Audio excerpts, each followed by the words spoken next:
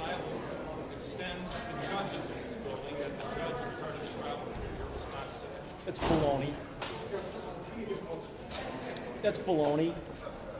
This is criminal court, all right, where the rules of evidence and Illinois law is followed, with a burden of proof and a presumption of innocence. This is a courtroom.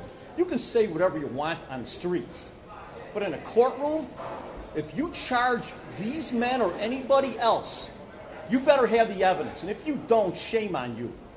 The judge's opinion was real strong and real clear. The state failed miserably in sustaining their burden of proof.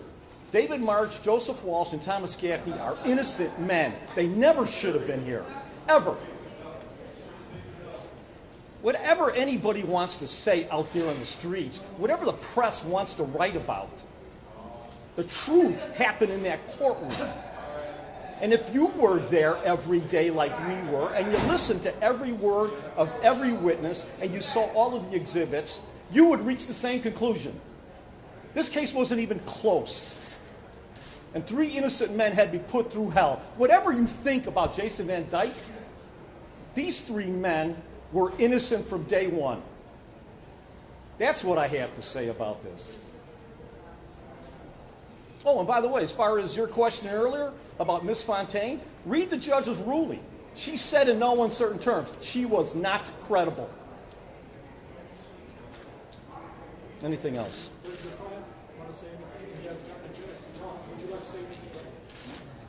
Just a word about how you're feeling, relief or nothing? Thank you, everybody. Thank you.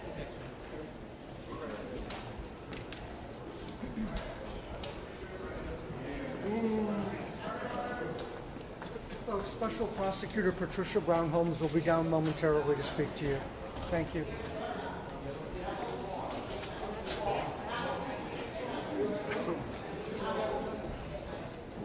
Hey, did you guys see Gaffney?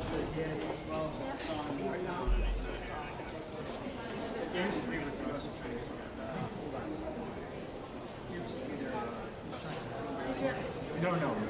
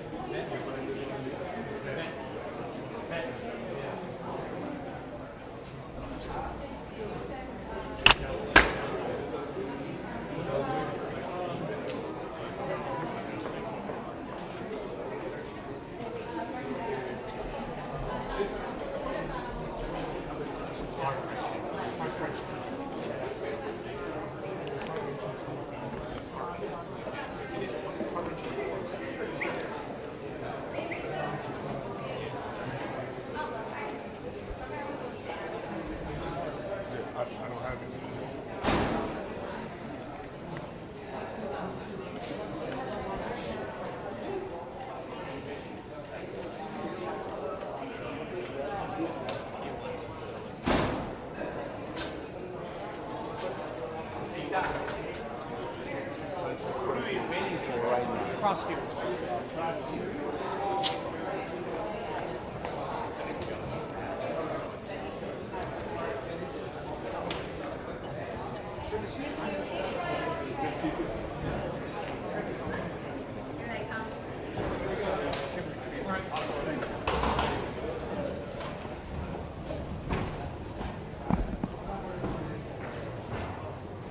Good afternoon. Thank you all for the time and attention that you have paid to this particular matter. It's important to the community. It's important to our country. It's important to our Constitution with respect to situations such as this where you have accusations against individuals who are tasked with the burden, actually, of serving and protecting our nation, the people of our country. We had a situation here where it was the community that called out and said to the presiding judge, Martin, in this building, that they would like to see a special prosecutor appointed to investigate various accusations and allegations regarding several individuals with respect to the shooting of Laquan McDonald. I believe it was my duty to serve once I was asked to serve. I found it to be a privilege to serve our community in that role. I thank our team, Ron Safer, Kelly Warner, Aaron Gasparka, Brian Watson, Art Mitzel, and others who sacrificed a lot of time and energy in order to do this investigation. We did it with integrity. We followed the evidence that we were allowed to have at our disposal because of New Jersey versus Garrity, which, if you're a lawyer or have a legal background, you know that creates its own issues. We followed the evidence where the evidence went. We believe we brought a very credible case. We are proud and thankful to the witnesses who came forward under extremely difficult circumstances. Individuals testified and individuals came forward to the grand jury as well as in court under circumstances that for them were very serious. And we appreciate the fact that they did so. We, of course, disagree with the ruling, but we respect the ruling. It is the constitutional right of individuals to have a trial by judge or a trial by jury. We respect the system. We respect the fact that we were allowed to present our case, and we respect the court's ruling. We do hope that this has been a crack in the wall of the code of silence and that others will think twice about engaging in conduct that might land them in an investigation such as this. And we hope that other prosecutors are brave enough to continue to investigate these kinds of cases, and that hopefully one day there won't be a code of silence and that we will be able to fully trust those who are tasked with serving and protecting. I also want to make sure that everyone understands that this case was not about every police officer. In fact, a majority, if not most, police officers are honest, hardworking individuals, and we know that. But what we also understand is that our system has to work and we have to have trust. We thank you very much for your time and attention in making sure that the public followed the evidence in the case and that the public had access to the information in this case.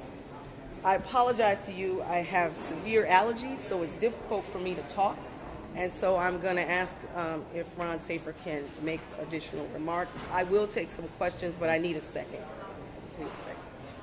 Ron, in the end, the judge seemed to suggest that this was a very subjective case and that honest people could view the same things very differently. The judge obviously had a very different view of the evidence that we did. everybody has seen that video. The police reports that the police officers submitted painted a picture that was totally different from what was in the video. The police reports, whether or not the angle was the same in this case is irrelevant, because the police report said that the video supported what the witnesses said. In fact, it does not. The police report says that Van Dyke and Walsh were backpedaling. They were not. They were advancing. That's what the video shows. We do not believe it was subjective. We believe it was objective. The court had a different view. Ron, does this case illustrate the difficulty with prosecuting police officers? Is that part of the problem? I think it is part of the problem. I think part of the problem, it is difficult to prosecute police officers. It is difficult to prosecute police officers in a system where the defendants can unilaterally select a bench trial and dispel a jury trial. In the federal system, both the defendant and the prosecution need to agree, and the judge, in order for there to be a bench trial. That's not true in this building.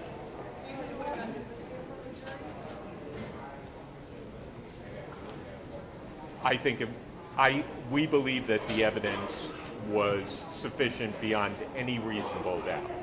We believe that that's what the evidence shows. So, Ron, if this case was a referendum on a code of silence, are you concerned about the message that this decision sends out to the troops in the field?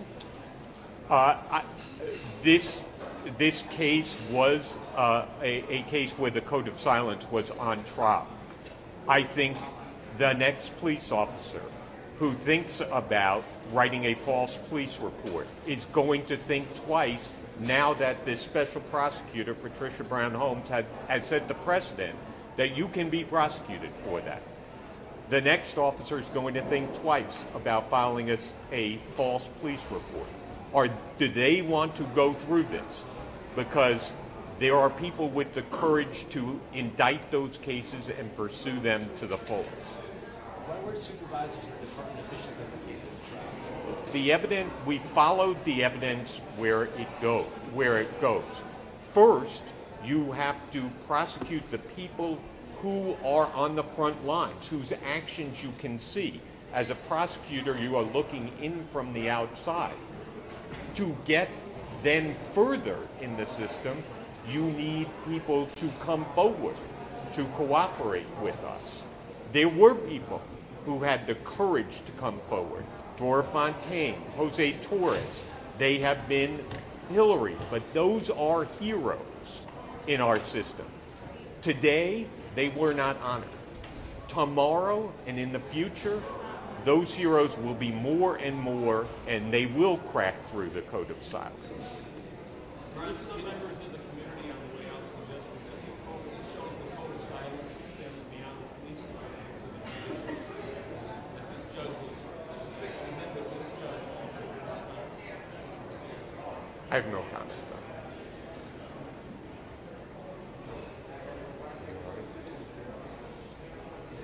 Take a few questions. Would you have done anything differently? What should you have? I don't believe that we could have or should have done anything differently. The technicalities of a case like this are what make it so unprecedented.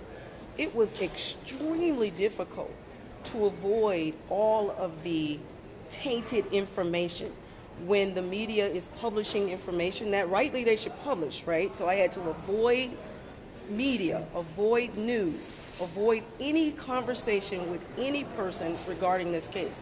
That makes it difficult because all of the evidence had to come through a screening process. So we had to wait for that information to get to us and then try and put it together and see where it led. And I'm proud of our team for the work that they did. I'm proud of the fact that we were able to get to the point that we got to. And I think that we followed the evidence. The grand jury was a wonderful grand jury. They paid attention. They all showed up. They took it extremely seriously. They found probable cause. and we followed that lead. So I can't think of one thing that we could have or should have done differently. Why not go after this community to use their emails as evidence, and so implicating them somehow in a conspiracy, yet you didn't charge them? We can only follow the evidence we have. But you presented them. And we presented the evidence that we had. And that's the evidence, and the judge, we got the ruling we got with the evidence that we had. We presented every single thing we could present. We can't create evidence, right? And we can't go across the Garrity wall because then we're tainted and we can't use any of the evidence, which is why you don't see a lot of these kinds of prosecutions. Once the evidence is tainted, that's it. So we had to draw a circle and stay inside that circle. And the pieces of information that got into the circle, we tried, well, what does this mean? How does this fit? We tried to put the pieces of the puzzle together. We painted the picture that you all saw. That's the picture that we painted with the evidence that we had. We can't get across that without additional individuals coming forward, as Ron indicated. If you don't have people who are on the other side of the wall coming to you and telling you what's taking place, there's no way to know. Do you think this will make other cops from coming forward more reluctant to come forward? Not to put field support. I don't know, but I hope it doesn't. Dora Fontaine was extremely brave. If you heard her testimony, she said in her testimony that she had been called a rat, she had been called a traitor, that she had been placed on desk duty because she couldn't be on the street because of the danger of not having backup. That breaks my heart to hear that this is how she views the world and how the world views her. I hope that other officers will be brave enough to A, come forward, but more importantly, B, to not be in that situation in the first place. That would be the ideal situation. Just tell the truth on the report and let the law take run its course. Don't try and create a situation with your report. So hopefully it won't deter others, and hopefully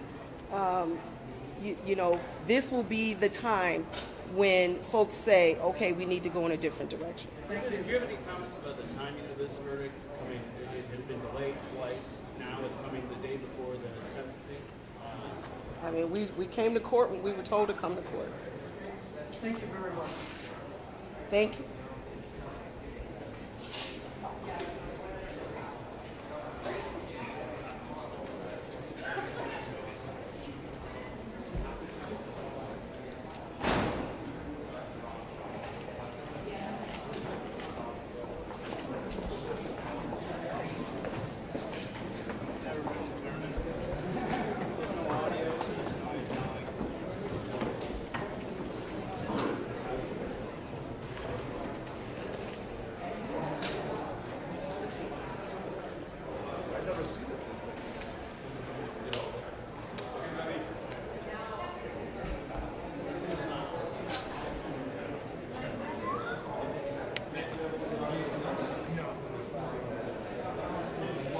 Excuse me, Junior.